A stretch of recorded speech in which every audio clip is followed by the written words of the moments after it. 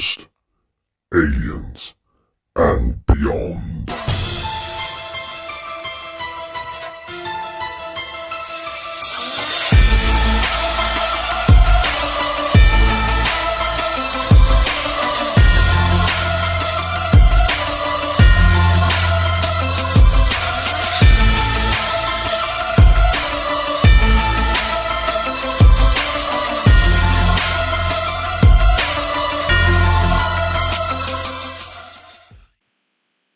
Hi all, welcome to Ghost, Aliens and Beyond, a YouTube and podcast show.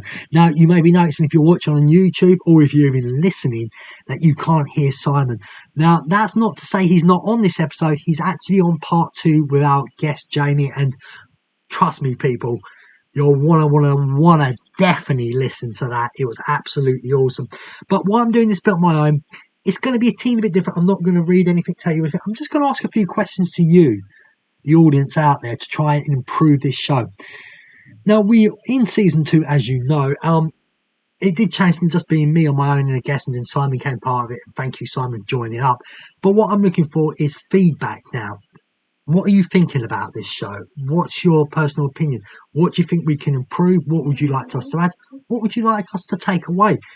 This show is for us to give to you, to entertain you. So please tell us what you're looking for. Now, there is ways to get hold of us for things like that also, and I will get to that. But also, I'm looking for guests for the show, as per normal, the second part of the episode, where they can tell us their supernatural stories. It can be a ghost story, an alien story, Bigfoot. It could be a big spaghetti alien flying around your house, as far as I care.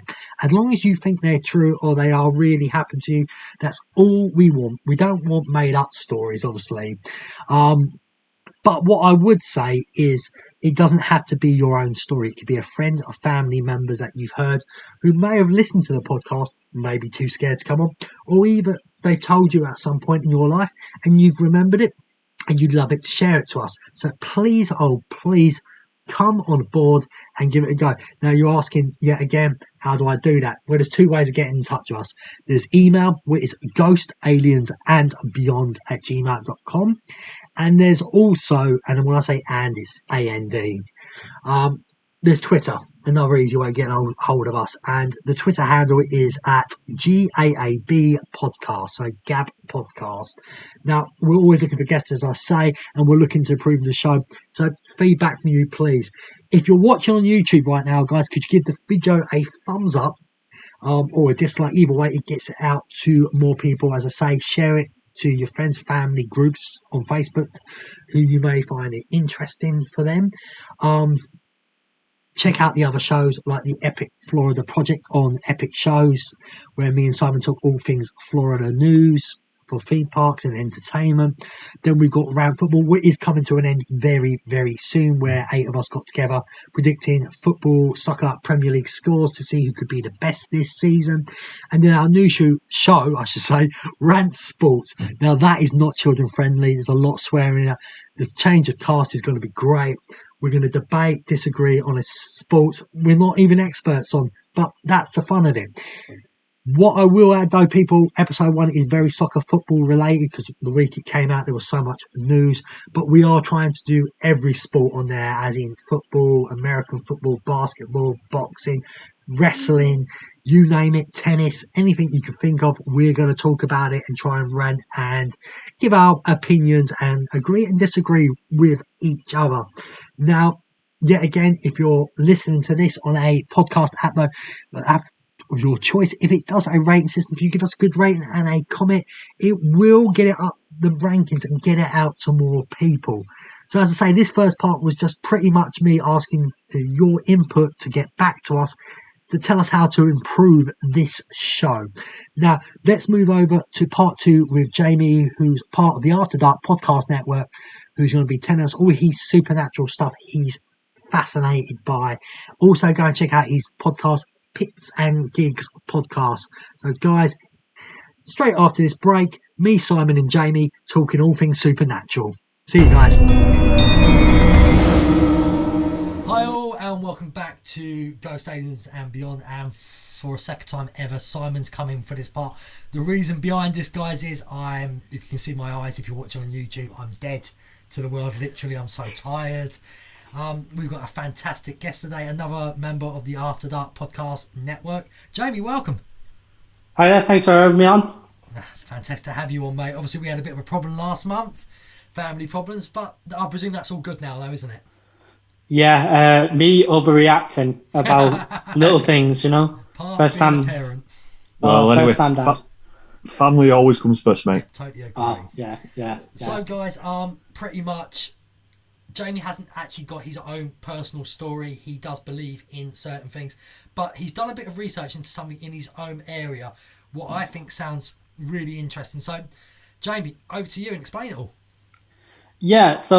Yeah, I suppose as a start, you know, I'm a big fan of this podcast and podcasts alike. You know, like I said just before we start recording, I'm not saying aliens exist, but aliens exist.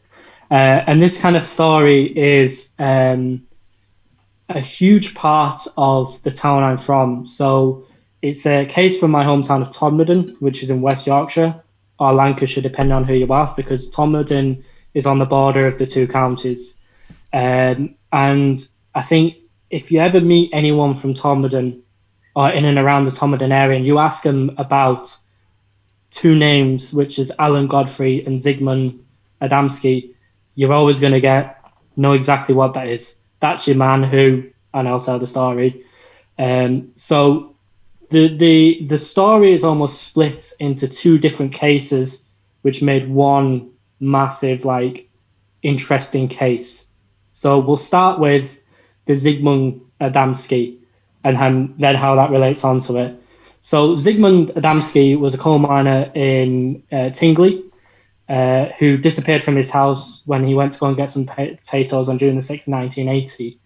I believe not long after he disappeared, he was supposed to go to a family wedding and he was looking forward to it. So obviously it wasn't like one of those where he disappeared off his own accord. 5 days after he disappeared, he was found dumped on top of a stack of coal. No signs of a struggle of getting up there, no way of getting up there. And it just looks like he was dumped straight on there. He was wearing a suit, but his shirt was missing altogether, along with his watch and wallet. His clothes were looked like they'd been kind of put on and then fastened back on quickly. And his hair had also been roughly cut at the time. And there was suspicious burn marks on his shoulders, neck, and I think that was it. Yeah, his shoulders and his neck. Yeah. So yeah, I'm just trying to recount this at the same time as knowing it at the same time, so you have to bear with me a little bit. The interesting thing about this was the first officer who was called to the coal yard was a man called Alan Godfrey.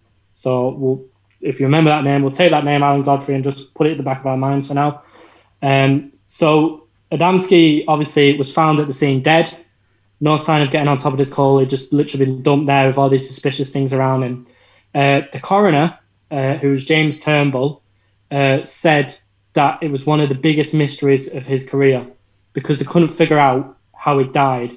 Although he'd been missing for 5 days, he's only got one day worth of beard growth. And you know yourself, if you let this go for 5 days, it's gone.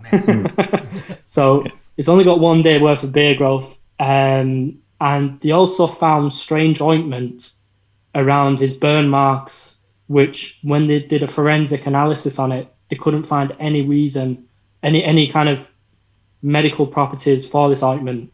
It was just an abnormal kind of ointment. And they did an extensive check of hospital records locally, and there was no evidence of him ever entering a hospital. So it was this guy's just disappeared off the face of the earth and then turned back on dead with burn marks and ointment and hair roughly chopped, things missing on him. And there was no signs of, you know yourself, you know how messy coal is. If you start climbing up a coal heap, you're going to get some kind of scuff marks there on his body or something. There was nothing. It was down your arms and legs and stuff, yeah. There was absolutely nothing. It's just been dumped on top of there. So in the end, they ruled his cause of death as a heart attack because that's all they could really rule it as, because they knew he died of a heart attack, but what caused the heart attack? You know what I mean? Like, was it shock? And how did he end up on top of this coal heap?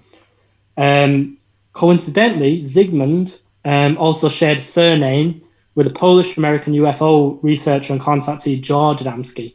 So this is where the conspiracies start coming into it a little bit. Gets a bit crazy. We start getting theories coming in that Adamski was killed by the KGB, or that had been struck by ball lightning, got dazed and confused and wandered off to this coal pit and died. But how do you climb up a coal pit without getting scuffed? You know, how are you still clean? It makes no sense. So his wife kind of said, you know, maybe he's been kidnapped or something like that. Skeptics obviously come out and just said this is a case of just another example that sounds good at first, but it dissolves under direct scrutiny, and there's so many stories of space alien abduction. So they're basically saying that when you actually look at the facts make sense. But like, I don't know, what do you guys think? It just makes the first part of this just makes no sense. Like, how can someone just disappear? Well, the only way they could do that personally, if it's not aliens, is if they've had some sort of crane or even a helicopter. What's going to be a lot of work to put him on top of it. Otherwise, there is no physical way to put him on top, as you say, and there's no physical way he can be so clean. And the one-day beard growth, that is weird because. Well, the bit where you're saying about the getting on top of the coal, like you're saying, there's no physical or scientific way. If the lightning bolt, what theory is right? Because he said he's got burns on his shoulders and his burns neck. on his neck and shoulders. Yeah. If he's been struck by a lightning, you don't realise how strong, powerful your legs can be. You can bounce 30 feet in the air potentially if you've got static in your legs. That could explain him getting on top of the coal mine without any scuffs on his arms, but that doesn't. That he would have burn marks, and the burn marks will go down and show a track to his heart to give him a heart attack. But there's no track to his heart, so it kind of throws that one out. That was a quick thing. That was a quick one that popped in my head when you said about the burn marks on his shoulders. Can I go gangster? Go on. What if he's been put in a big plastic bag and carried up there, and then they've thrown him out of the bag? That's potentially possible, yeah. But then how would it have to be? There has to be a very, very big, thick plastic bag as well, because coal is rough. Yeah, I'm sure people would would have to hide their footprint marks, because that would chart somewhere. There'll be dust everywhere. There'll be coal dust everywhere where they've gone up the path. So yeah, that is a bit of a mystery, that one. Yeah, and what kind of, I think, as well on the back of this is that, you know, anyone who lives in a small town knows that, and this Tomodon is a small town. Everyone knows everyone, and you won't be able to, like, with cranes or anything like that. You'd notice something. You notice a body flying through the air with the crane. So, going back to what you were saying about Tom Wyndham being part of, some people think it's Yorkshire, some people think it's Lancashire. When it comes to darts, they're part of Lancashire. Because I played against them from when I used to play for Swinton. In Super League County Darts. I played for Swinton and we played Tom Wyndham, which is part of the Lancashire Darts. Oh, really? I didn't know that. Yeah. I played it's kind of on the border. It's more towards like the Stockport end of Manchester that way. So it's kind of like Stockport, Rochdale, Oldham. They're part of Lancashire League as well, and Tom Wyndham's just outside of it. Technically, like you said, in Yorkshire, but they class it as Lancashire with the darts. Yeah, it's a weird one. We our address is West Yorkshire, but we've got an Oldham postcode. It makes no sense to me. Yeah, I know exactly what you mean, mate. So we then move on to like part 2 of this story. Now we're going to take the name Alan Godfrey, and we're going to pull that back into our conscious there. So Alan Godfrey was the first on the scene to Zygmunt's when they found the body, and not long after it, in 1980. So let's check the dates on this now. So Zygmunt was found on June the 11th, 1980, and now we're fast forward into November 1980, so the same year. Alan Godfrey was responding to a report of a cattle wandering around a local Ashenhurst council estate. And whilst driving along one of the main roads, so there's 3 main roads into Tomodon. There's Rochdale Road going towards Rochdale. There's Halifax Road going towards Halifax, and there's Burnley Road going towards Burnley. Whilst driving along Burnley Road, he noticed a bright light hovering just above the road in front of him. They're described as a rotating diamond-shaped object about 20 foot high and about 14 foot wide. He stated that whilst he was in his car, he tried to radio for help, but the equipment didn't work, so he started sketching the shape in his notebook. And then suddenly there was a burst of light. And this is his account. So following the burst of light, the object suddenly vanished and he found himself 30 yards driving the opposite way back towards Tonderdon. Godfrey noted that confirmed with his colleagues, so obviously he got back to the station and confirmed with his colleagues he was experiencing a missing time of approximately 25 minutes. And on returning to the police station, he noticed he had a split in his boot and an itchy red mark on his foot. When he returned to the scene of the incident, he noted that where the object was hovering, the road was dry, despite it having rained the evening. So obviously there must have been something inanimate there that stopped it.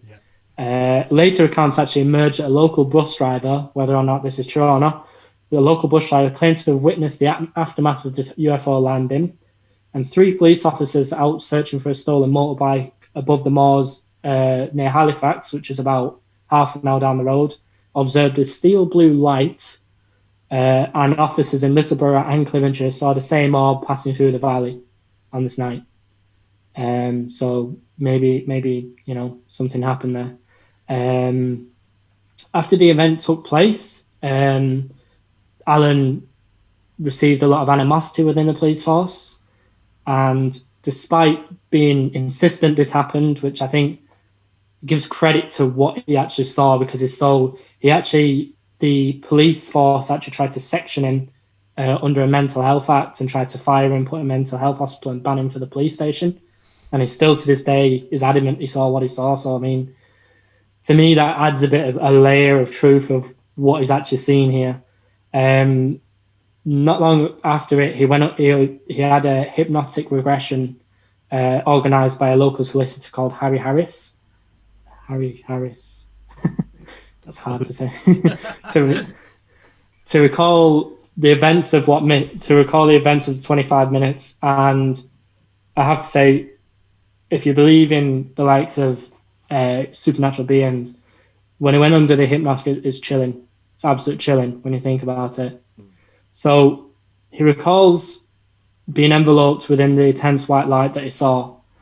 And when he actually was enveloped in it, he found himself lying on a table surrounded by small figures with bulb-like heads and a tall man with a beard. Never trust a tall man with a beard. Just saying. Yeah. The man was dressed in biblical style clothing, so I'm assuming like the kind of Jesus robes, kind of, you know what I mean. And he referred to himself as Joseph. Within the room, Alan records being physically examined by the beings, which I presume means podding, broken, like, are you human? Let's see what your skin feels like. I'm not too sure what that means. Alan has since claimed that these memories may have been a combination of dreams and reading about cases such as the Travis Walter abduction, the Betty and Barney Hill cases, which are both fascinating accounts in their own right, if you've ever heard of them.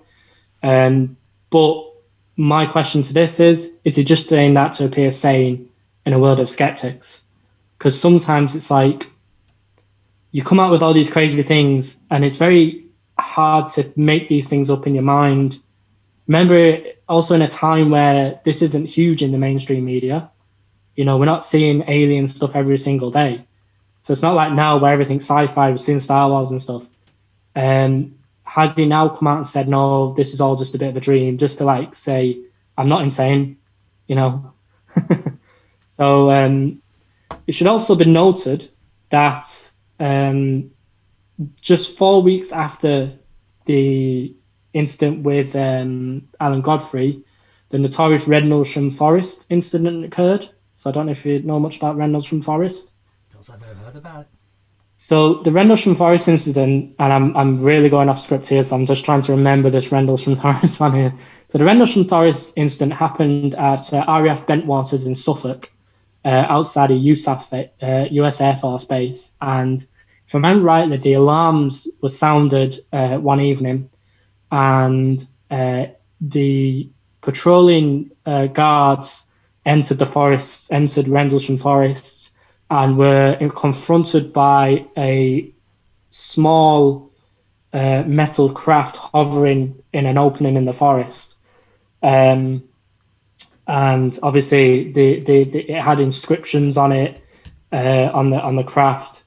And then they reported it back to, obviously, I think there was like 2 or 3 nights where this appeared and disappeared again.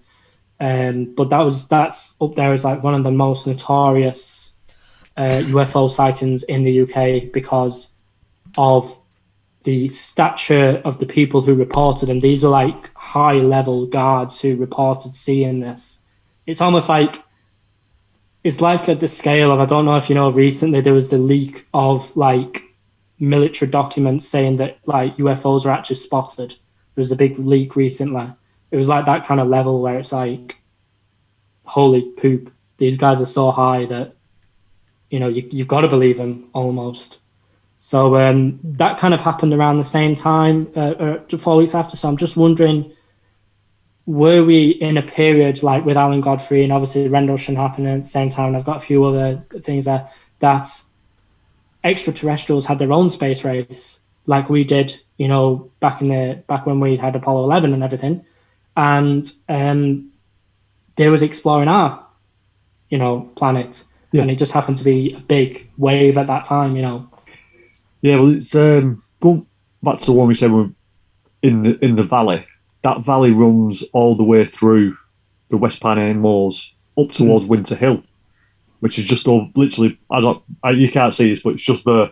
It's over the road from me. I can actually see Winter Hill from my back window, and there has been sightings of UFOs over there because of the TV masts and other electrical things, and it runs down a big valley.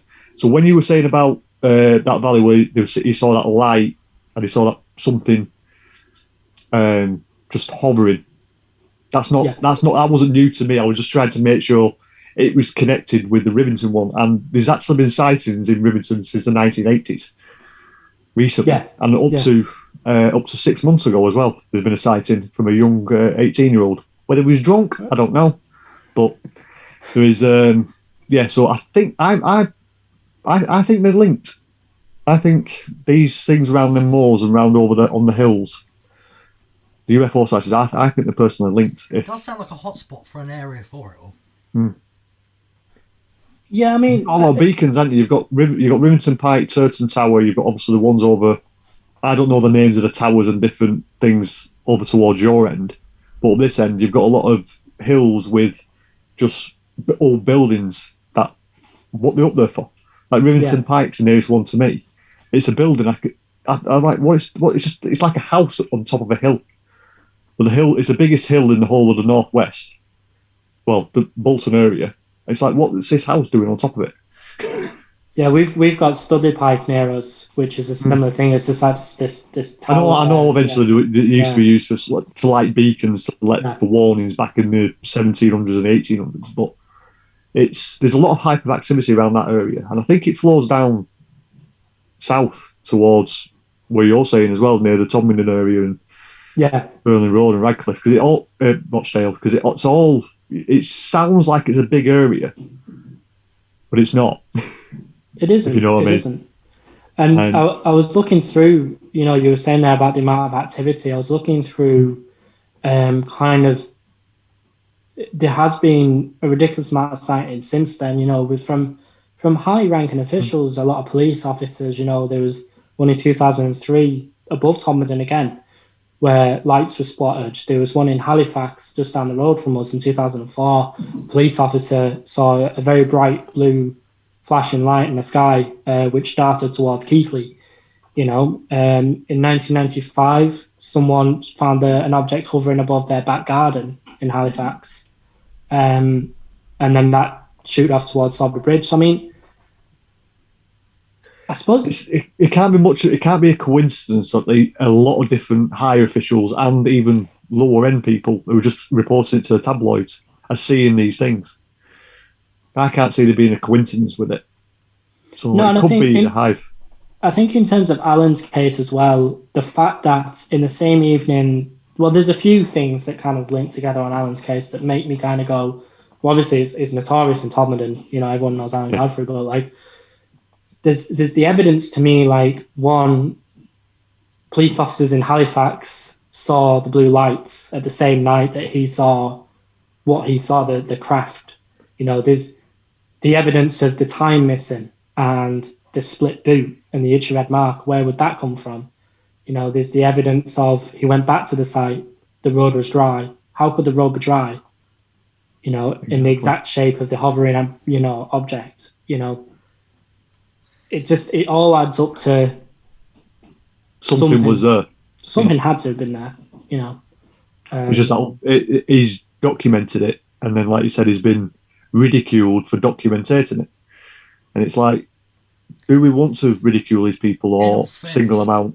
A lot of pilots have that problem as well. They're meant to see a lot of things, but they keep their mouth shut due to they're worried what's going to happen with their job and that, and they get worried that they're going to be ridiculed and lose their job. So a lot of sightings don't even get documented. They just see them and turn a blind eye to them, it seems, unfortunately. Yeah, I mean, there was the famous, obviously, case of back in the First World War of all the Foo Fighters, all the unidentified crafts that the fighter jets saw when there was training for World War. Was it World War One or World War Two? And again, like you say, they were ridiculed for identifying the Foo Fighters. It was just, and I think there's a terrible stigma towards. I don't know what the agenda is, because I get it when I'm in work. Like, I believe in like aliens. I believe in the paranormal. I believe in everything, because if someone hasn't proven to me that they don't exist, then what's to say they do? They don't. Like, exactly. No one's ever proven to me the Loch Ness Monster doesn't exist. Yeah. So it could exist. And it's the same with aliens. Like, the universe is billions of... It's huge. It's massive. What's to say you're talking to the space geek, so I know exactly what you mean. There's no way we are alone in this universe with the billions upon billions of planets and solar systems and suns and stars, that we are the only intelligent life form. Because we could be the stupidest life form compared to some people, or some entity. We could be stupid compared to them. But there's no way we're the most intelligent in the whole universe, because we can't explore the whole universe. We physically can't. We could do eventually with science, but where's this science coming from? That's what comes with me. Is prime example, go back to the Egyptians. I'm not being funny, but if you've ever been to the pyramids, them stones are huge. They are 40 foot by 50 foot by 40 foot. No physical human without any form of engineering or tool background can build them pyramids. I'm sorry, I don't care what anyone says. They was not built by humans. It's physically impossible without our modern day technology. And we are probably not as modern as what you think anymore, because there's other species out there that have got more advanced technology, and we're just getting the dribs and drabs of what's coming through. I mean, I've always said this to anyone I've spoken to about extraterrestrials and obviously, technology. You think to Roswell. Roswell was the 80s, 70s, wasn't it? Roswell. So like 75, 76 or something like that. And 48. Was it that long ago? Roswell, Roswell 40s. Jesus, wow. And then after the 40s and into the 50s and 60s, that's when technology started to advance so quickly. We have gone from a calculator in the 70s that's the size of a room to having a smartphone that I'm recording on now, and we're talking to each other. Yeah, it's like, and it's smaller than my hand. It's like technology does advance quick. I understand that, but what about the 1700s, 1800s, 1900s? The technology was so slow. We had steam power. in 1900s, and then all of a sudden, from the 50s onwards, technology just advanced to what we've got now, and I don't think it's natural. No, and you do seem to look at it sometimes, and you trace it back to the likes of when the Roswell incident occurred, and when you start seeing the start of like part of the extraterrestrial activity starts, that things pick up, and it's just there's no coincidence. It's got to go hand in hand. I'd say given another 10 years, will be as advanced as they are in the Avengers movies. Maybe even before. So, I mean, in terms of Godfrey's case, would you say kind of? I think he genuinely believes what he saw, and I believe there was something there, and the evidence proves it. If there's a wet patch everywhere except for where he saw that spot, and other people have seen the lights and the time lapse, like you said, the time missing, I think he's got a genuine thing to say. Yeah, he believes, and I would believe. If he told me that story, I would believe exactly what he said. Yeah, I mean, I'd agree. And what do you think about the hypnotic regression, like him actually ending up in the spacecraft? I think that sometimes can be risky. You get some truths out of it, but it could be if something's happened in his past. He could have had an operation himself in the past with doctors and all that, and with the human imagination at the same time. Sometimes it can fill in the blanks when you can't figure out what's going on. So the hypnotising bit sometimes gets me a bit worried. If there was multiple people, we're talking 5, 6 maybe, and they all literally got hypnotised and they didn't know each other and they all had the same story, to me that validates it. But when it's one person, it makes it kind of hard. It's like we can't prove aliens if one person sees it. We need a whole town to look out their window with their phones and go, look, there's a big UFO in the sky, because you can't get a whole town to lie. But when it's one person, that's the problem. We're still at that stage when it's 1 or 2 people. We need that lucky day when you're talking multiple people from different angles, different areas, all seeing the same thing and getting proof. But the thing is, like what you're on about with the hypnosis thing, the only thing with hypnosis for me is there's too many frauds out there. When you look at these hypnotic shows, there is some genuine people that are really good at hypnosis. And you know they are. You can tell that they're actually doing it and they are controlling that person and getting their inhibitions coming through. But then you also see these fake shows where you do see they put plants. It's just an entertainment thing. And I think that's what sways me away from hypnosis, because there's too many people take the Michael out of it, they take the Mick out of it, because they know it's entertainment, but it's not a genuine.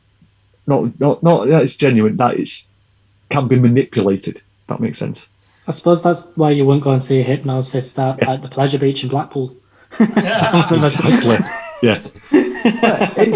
It's one of those. Hypnosis, I believe, does work to an extent, but the problem is the stigma it's got now is there's too many people have taken it a bit too far. And there's too many people out there making it out as entertainment rather than actually being a scientific way of extracting information from people. Yeah, that's what originally. I think that's what hypnosis used to be. It used to be a way of extracting information from people that not willingly knowing what they were knowing.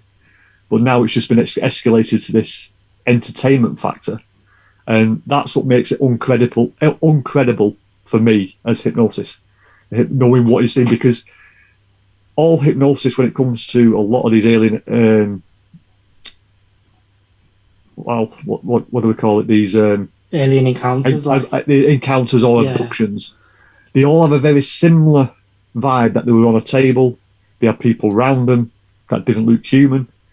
But that's what is that not subconsciously knowing what you've been told, and then you're recreating it as a hypnosis thing because that's what you believe when you're thinking about it subconsciously. And that's why I don't believe in hypnosis as a way of extracting factual information. It's a way of getting information, but not factual in my eyes. I mean, the other side of it for me, sometimes when I'm thinking of it, is I believe the early stuff, like I think Betty and Barney Hill were quite early on in it. I think they were like the 50s, and obviously they claim to have been abducted and tested on. But like, if you're an alien coming to another planet, what benefit do you have from abducting a police officer from Tomberton and probing him a little bit? You know what I mean? I can explain this. It's pretty much like a human with what we think's an inferior creature. We don't care where a monkey or that comes from. We don't care if it's from one area to another. We will still just explain to them. If we're inferior to them, they might have saw him in that area, no one around. Right, let's have a quick one over on him, have and see what he's like, and then move on again. So, is what we got to remember. If they're on space shuttles already getting here, they're already miles more advanced than us. So to them, we may be the monkey. That's it to them. Yeah. So, all cockroach, depending on who you are. I hope it's not cockroach because they're going to stamp on us. Depends on the size of the cockroach. I mean, from the accounts I've heard, I believe the most common type of alien, the tall grey, usually around 7 or 8 foot in height. So, but then you get the little green men and the little red men. Yeah, the little bulbous people, dwarves running around, and it's lizard people. There's so many different ones now. Then you just get Donald Trump, the ultimate reptilian. Well, the only thing what bugs me with these aliens, we've got this idea that even if they're taller than us, they're all with eyes, arms, and legs. To me, you just got to look at the sea, and I don't think all aliens can be like us. They've got to be different types of things, like squids, for example. Yeah, a lot of people. Yeah, like I know what you mean. A lot of people assume aliens as humanoid. Yeah. Where they might even be completely different. They could look like a horse. They could look like a duck, for all we know. But yeah, I know what you mean about the humanoid side. I believe very interesting stories. I believe there is. Sorry, just to cut you off there. No, it's fine. There is actually a list of specific alien species. So if you don't mind me kind of... No, go ahead, mate. Go ahead. Guys, before we go further, let's do this on another episode, because this is interesting. I find this very interesting. Let's not put it all in one episode. Jamie will... Yeah, that's why he's the main host. Yeah, Jamie will come back on, and this has been absolutely fantastic today. I mean, Jamie's clearly a lot of knowledge on this, what's fantastic, and I think it'd be useful, as I say, to hear this list. And he has got other stuff he wants to tell us as well, so I'm going to have him on multiple episodes for season 2 to explain this stuff for us.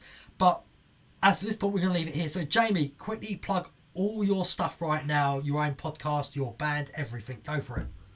Well, apart from me stood in front of a blackboard kind of going with all the bits behind me, podcasts, the Pits and Gigs podcast on the After Dark Podcast Network. We talk about the people's favourite gigs in their history, you know, their memories. Then I've potentially got a new podcast coming out called the Imagine Ears podcast, which I'm still in the very, very early stages of, so it might take off, which talks about the engineering side of Disney parks. And then, the band called Nicky's Revenge, nickysrevenge.com. Very, very early days as well. And we're releasing a new single soon. So, keep an eye out for it. And, thank you very much for having me. Okay, what's your Twitter handle again? My Twitter handle? Yeah. Well, you can use Pits and Gigs if you want. Pits and Gigs are J_mate_J. Or is it just one word? It's either one word or there's underscores in between it. Link will be in the description below anyway. I'll put you on the spot there. That's my fault. Anyway, everyone, thank you for being on. Everyone who's watched it, again, get hold of us on Twitter at GAaB Podcast. And we're going to try and get Jamie on the next month as well. We'll get into more of this fantastic alien stuff. So from me and the other two, see you all again soon. Thank you for watching or listening to another great episode of Ghost, Aliens and Beyond. Follow us on Twitter and Instagram at GAaB Podcast. If you have any supernatural stories you'd like to share yourself, email us on ghostaliensandbeyond@gmail.com. And remember, grab the popcorn, turn the lights off, and prepare to be scared.